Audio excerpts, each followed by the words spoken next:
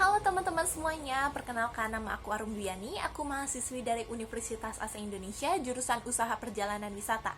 Di video kali ini aku akan membahas tentang bisnis model kanvas, kelanjutan dari tugas-tugas sebelumnya, yaitu tugas manajemen usaha perjalanan wisata dan kewirausahaan. Dan di video kali ini aku akan membahas tentang konsep model bisnis kanvas yang telah saya rancang dari tugas-tugas sebelumnya, yaitu dari Travel Nusa Blue Tour and Travel. Oke, di bagian yang pertama ini ada konsep bisnis model kanvas, yaitu terdiri dari 9 segmen. Segmen yang pertama itu segmen pelanggan, yang terdiri dari wisatawan domestik, wisatawan mancanegara, pelajar dan mahasiswa, dan yang keempat ada keluarga, dan yang terakhir ada perusahaan atau instansi yang bisa tergabung dalam outing, gathering, dan MICE. Yang kedua ada nilai, dan di segmen yang kedua ada nilai atau solusi yang ditawarkan. Terdiri dari yang pertama ada paket wisata lengkap, praktis dan terpercaya. Yang kedua harga kompetitif dengan pelayanan profesional. Yang ketiga ada itinerary fleksibel sesuai dengan kebutuhan pelanggan. Dan yang keempat ada tour guide berpengalaman dan ramah. Yang kelima ada transportasi aman dan nyaman. Dan yang terakhir ada layanan one-stop travel solution. Dan di segmen yang ketiga terdiri dari komunikasi dan distribusi, yang terdiri dari yang pertama media sosial tergabung dalam Instagram, WhatsApp, dan TikTok. Dan yang kedua ada website resmi dan online chat. Dan yang terakhir ada penjualan langsung. Dan di segmen yang keempat itu tipe relasi dengan pelanggan, yang terdiri dari 3 poin. Yang pertama pelayanan personal atau personal assistant. Yang kedua ada customer service yang responsif. Dan yang terakhir ada follow up dan after service sales. Dan di segmen yang kelima terdiri dari aliran penghasilan yang akan didapatkan oleh Nusa Blue Tour and Travel. Yang pertama ada penjualan paket wisata, terdiri dari paket wisata domestik dan internasional. Yang kedua ada jasa tiketing, baik itu pesawat, kereta atau kapal. Dan yang ketiga ada reservasi hotel dan akomodasi. Dan yang keempat ada sewa transportasi wisata. Dan yang terakhir ada komisi dari mitra hotel, restoran atau objek wisata. Dan di segmen yang keenam terdiri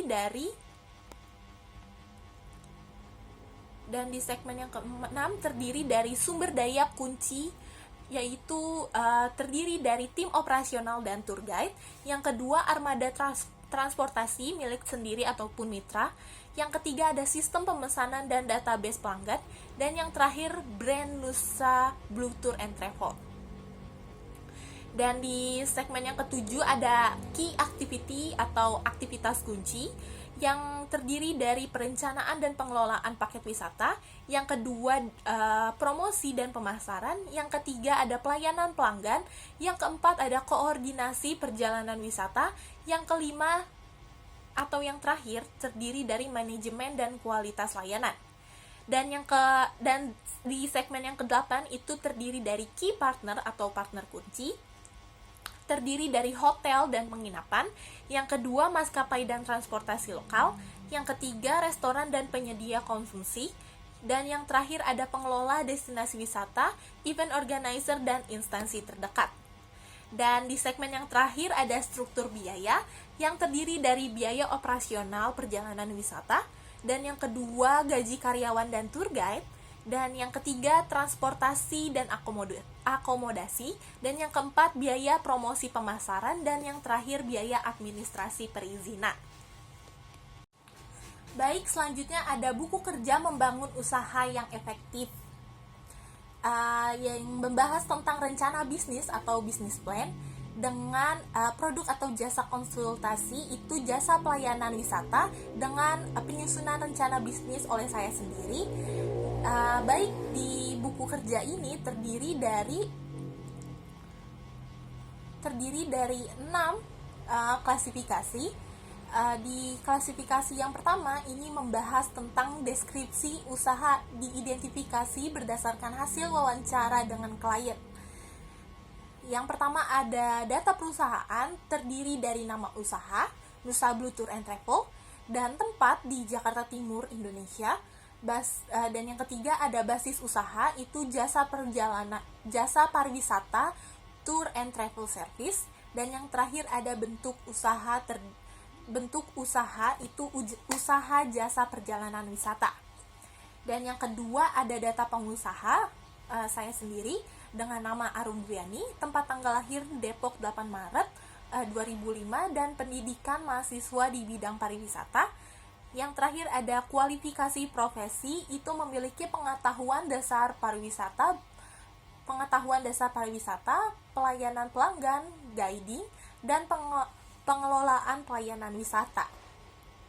Dan yang ketiga ada struktur organisasi, terdiri dari pimpinan perusahaan oleh direktur atau owner, dan bagian operasi produksi itu tour planner, tour guide, dan admin operasional. Dan yang terakhir ada bagian jaminan mutu, itu customer service dan quality control. Yang terakhir ada alasan memilih bisnis. Tour and travel dipilih karena tingginya minat masyarakat terhadap wisata, peluang pasar yang luas, serta potensi besar dalam pengembangan destinasi wisata lokal dan nasional.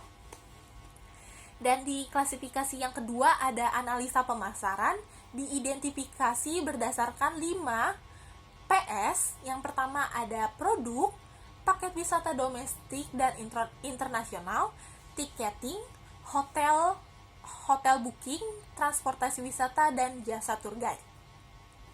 Yang kedua ada lokasi atau distribusi, di kantor operasional dan pemasaran online melalui website, media sosial, WhatsApp, dan marketplace travel. Yang ketiga ada harga kompetitif dan fleksibel sesuai kebutuhan pelanggan, mulai dari paket hemat hingga paket premium. Dan yang keempat ada promosi, media sosial, website, brosur digital, kerjasama sekolah atau kampus, komunitas, dan serta promo musiman. Dan di klasifikasi yang ketiga ini membahas tentang analisis operasional, diidentifikasi berdasarkan produk dan produksi. Yang pertama ada desain produk yang terdiri dari nama atau produk jasa, itu paket wisata Nusa Blue Tour and Travel. Yang kedua ada karakteristik produk atau jasa dengan paket yang fleksibel, pelayanan ramah, harga terjangkau, dan itinerary yang menarik. Yang ketiga ada manfaat produk, mengembangkan kemudahan pelayanan wisata, kenyamanan, dan pengalaman wisata yang menyenangkan.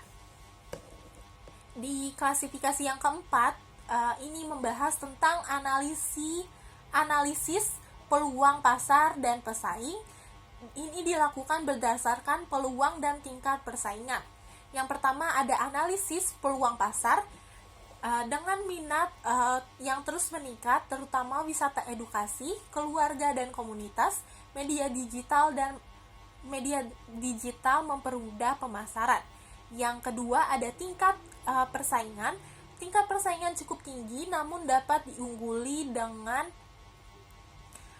pelayanan profesional, harga bersaing, dan paket yang unik. Dan di klasifikasi yang kelima ini membahas tentang analisis keuangan, dilakukan berdasarkan biaya perencanaan atau pendapatan, RC ratio usaha. Yang pertama ada laptop dengan jumlah unit 1, harga 6 juta, dan masa pakai 4 tahun, dan biaya penyusutan itu 125.000 per bulan. Yang kedua ada printer dengan jumlah unit 1 dengan harga 2 juta, masa pemakaian 4 tahun dengan penyusutan 41.700 rupiah per bulan. Yang ketiga ada meja dengan jumlah unit 1 dengan harga 750 dengan masa pakai 5 tahun dan penyusutan 12.500 per bulan. Dan keempat ada kursi dengan jumlah unit 1 dengan harga 750.000 dengan masa pakai 5 tahun dan penyusutan 12.500 per bulan.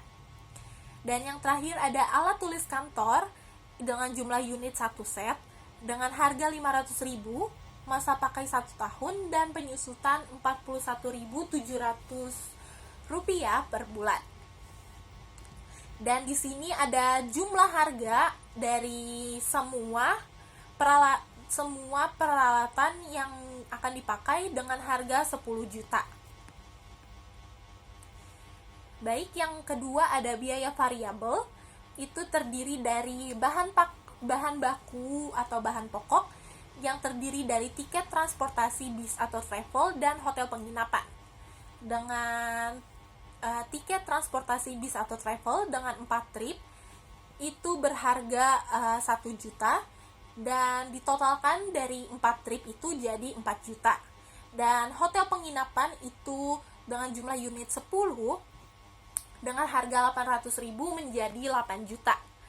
Dan yang kedua ada bahan pendukung seperti ID card peserta dengan total unit 40 dengan harga 5.000 ditotalkan menjadi 200.000.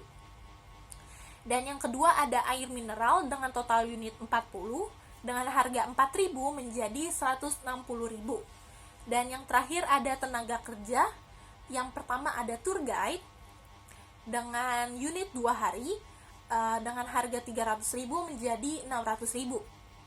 Dan tour guide dengan unit 2 hari dengan harga 300.000 menjadi 600.000. Dan ini semua ditotalkan menjadi 13.560.000. Yang terakhir ada biaya lain-lain per bulan.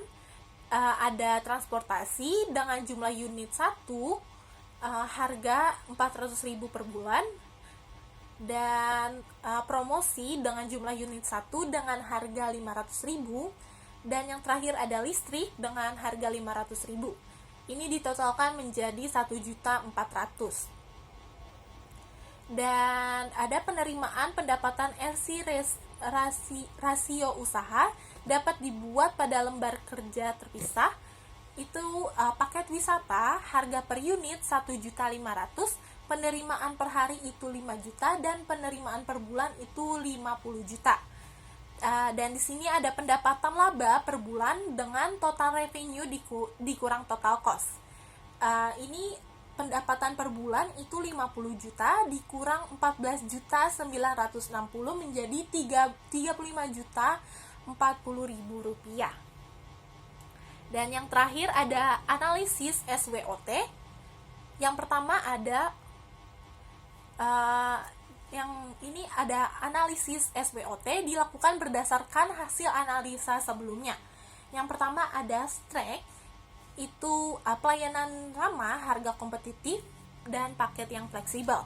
Dan weakness di sini itu adalah modal terbatas dan brand belum dikenal luas. Opportunity itu tren wisata meningkat dan media sosial memudahkan promosi. Dan threat di sini adalah persaingan ketat, fluktuasi harga transportasi, dan kesimpulan dari semua buku kerja ini adalah Nusa Blue Tour and Travel memiliki peluang besar berkembang dengan strategi promosi digital, pelayanan optimal, dan inovasi produk wisata. Selanjutnya adalah analisa industri dan kompetitor yang terdiri dari 7 klasifikasi. Dan di klasifikasi yang pertama ini membahas tentang kecenderungan tren industri, diidentifikasi berdasarkan tren dan status. Yang pertama ada peningkatan income penduduk, itu berstatus sedang, dan biaya logistik itu berstatus sedang, dan peningkatan kesehatan itu berstatus tinggi, dan pengembangan teknologi itu berstatus tinggi. Dan yang kedua ada tren bisnis startup digital, media, copywriting, jasa desain grafis, pelatihan online, jasa internet marketing, atau produk jasa sektorial, itu berstatus tinggi. Dan di klasifikasi yang kedua itu membahas tentang 5 model kekuatan kompetitif, diidentifikasi berdasarkan ancaman yang terdiri dari persaingan di antara perusahaan yang ada itu berstatus tinggi, dan daya tawar pembeli itu berstatus tinggi, dan daya tawar pemasok itu berstatus sedang, dan ancaman pemain perganti itu berstatus sedang, Dan yang terakhir ada ancaman pemain baru itu berstatus tinggi. Dan di klasifikasi yang ketiga ini membahas tentang jenis-jenis industri dan peluang yang mereka tawarkan diidentifikasi berdasarkan kondisi industri. Yang pertama ada industri yang sedang berkembang, perubahan permintaan atau teknologi terkini, prosedur operasi standar industri baru belum dikembangkan itu berstatus rendah. Dan yang kedua ada industri terfragmentasi, sejumlah besar perusahaan dengan ukuran kurang lebih sama itu berstatus sedang. Dan yang ketiga ada industri yang sedang matang, kenaikan permintaan yang lambat, banyak pelanggan berulang dan inovasi produk yang terbatas itu berstatus sedang. Dan yang keempat ada industri menurun, pengurangan permintaan industri secara konsisten itu berstatus rendah. Dan yang terakhir ada industri global, penjualan internasional yang signifikan itu berstatus sedang. Dan di klasifikasi yang keempat ini membahas tentang kompetitor diidentifikasi berdasarkan jenis dan ancaman. Yang terdiri dari kompetitor langsung itu berstatus tinggi, dan kompetitor tidak langsung itu berstatus tinggi, dan kompetitor mendatang itu berstatus sedang. Dan di klasifikasi yang kelima ini membahas tentang sumber intelijen kompetitor diidentifikasi berdasarkan kegiatan peluang akses informasi. Yang terdiri dan di klasifikasi yang kelima ini saya checklist semua karena itu sesuai dengan Nusa Blue Tour and Travel. Dan baik, poin-poin yang saya checklist itu yang pertama ada menghadiri konferensi pameran dagang, dan yang kedua membeli produk dari kompetitor, yang ketiga mempelajari webnya kompetitor, dan yang keempat ada atur alarm email Google dan Yahoo, yang kelima ada baca buku, majalah, dan situs web yang terkait dengan industri. Dan yang terakhir berbicaralah kepada pelanggan tentang apa yang memotivasi mereka untuk membeli produk Anda sebagai layanan dari produk pesaing Anda. Dan yang di klasifikasi yang keenam ini membahas tentang kisi-kisi analisis kompetitif diselesaikan berdasarkan hasil analisa sebelumnya. Dan di poin pertama dari klasifikasi yang keenam ini membahas tentang bagaimana melawan pesaing. Dan di sini saya checklist semua juga karena itu juga sesuai. Baik, poin yang saya checklist di sini ada amati dan pelajari saingan usaha Anda. Yang kedua, kuatkan karakteristik usaha Anda. Yang ketiga, amati, tiru, dan perbarui. Yang keempat ada cari mitra usaha untuk penguatan. Dan yang terakhir ada beri potongan harga atau diskon, dan tingkatkan dan perbaiki komunikasi ke konsumen dan bersikap jujur. Dan di poin kedua membahas tentang gagasan bagi pasar untuk dikejar. Poin yang saya checklist di sini ada jujur dan realistik. Dan yang kedua ada berpikir outside the box. Dan yang terakhir ada meningkatkan pengalaman pelanggan. Dan di poin yang ketiga ini membahas tentang sumber utama keunggulan kompetitifnya. Di sini saya nggak checklist semua, dan poin-poin yang saya checklist itu yang pertama ada kemampuan penelitian pengembangan yang kuat dan dukungan produk pelanggan yang unggul. Dan yang ketiga ada strategi pemasaran yang kuat, dan yang terakhir tim manajemen operasional yang sangat baik. Dan poin-poin yang saya tidak checklist di sini ada akses ke properti intelektual, hak kembali dan distribusi efektif, dan kepemilikan peralatan modal, serta biaya rendah atau volume produksi tinggi, faktor-faktor ekonomi, manajemen basis data yang unggul dan kemampuan pemrosesan data, serta akses ke modal kerja dan hambatan masuk atau monopoli. Dan di klasifikasi yang terakhir itu ada rekomendasi ditetapkan untuk menghadapi lingkungan industri dan kompetitor, dengan catatan Nusa Blue Tour and Travel disarankan berfokus pada digital marketing, pelayanan prima, inovasi, inovasi paket wisata, serta membangun loyalitas pelanggan agar mampu bersaing secara berkelanjutan.